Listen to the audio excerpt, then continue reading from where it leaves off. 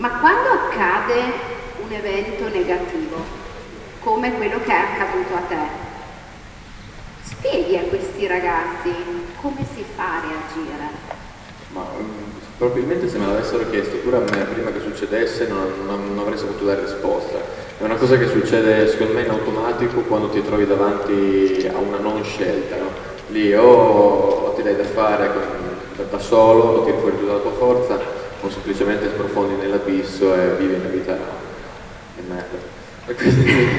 E quindi capisci che lì sei costretto a tirare fuori tutta la forza che hai. Io lo sono riuscito a trovare in quelle 2 settimane di ospedale dove sono stato da solo con me stesso, ho avuto modo di pensare e quindi penso semplicemente che si ha questa voglia di tornare alla normalità, questa voglia di non sentirsi diverso e di voler tornare ad essere padroni di se stessi, perché innanzitutto nel mio caso mi ha tolto un po' di dignità, mi ha tolto un po' di autonomia e questa è una cosa che non mi andava giù. E quindi semplicemente il voler tornare tra i propri passi, come prima. Siamo col presidente del Lions Club di Montebelluna, Armando Serena, che oggi ha portato qui Manuel Bortuzzo per un evento davvero importante per i ragazzi. Quanto è significativo avere una motivazione da un ragazzo come Manuel per capire che le avversità delle volte possono anche essere una prova della vita per spingerci a fare qualcosa in più?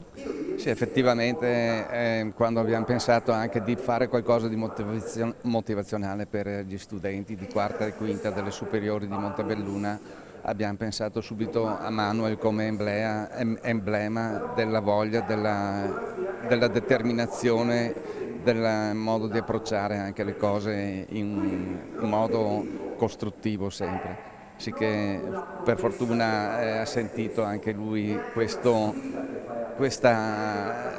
suo servizio sociale che può fare nei confronti dei suoi coetanei e oggi ce l'abbiamo qua in un evento che è rivolto a promuovere le motivazioni degli studenti delle quarte e delle quinte superiori, di ragazzi insomma, questo è l'obiettivo principale.